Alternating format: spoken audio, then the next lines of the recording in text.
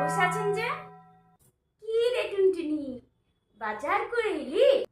হ্যাঁ হ্যাঁ হ্যাঁ, সব বাজার করে এলাম, কাপড় জামা কিনলাম, পুজো লাগবে না। ভালো করলি, বাজার গেছিস, বাজার করে নিয়েছি, ভালো করে জামা কাপড় কিনলি তো? আচ্ছা আচ্ছা। আচ্ছা মা, বলছি আজকে কি কচুরি মিষ্টি পাঁপড় এইসব কি ভাজাভুজি করেছেন নাকি?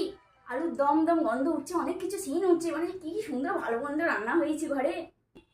আলুর দম, আলুর দম কচুরি? না না না, আলুর দম কচুরি কোথায় করবো রে? না আলুর দম কচুরি করি নাই।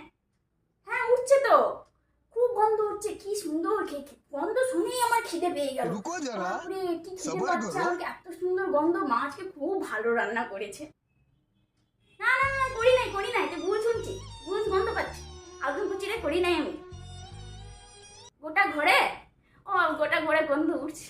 হ্যাঁ উঠছে উঠছে উঠছে, ঠিকই বললি, উঠছে, আমি দেখলাম উঠছে। ওটা ওটা কচুরি আলুর দমের গন্ধ নয় রে। Are you sure? না না, কচুরি আলুর দমের গন্ধ নয়, এটা অন্য কিছু গন্ধ।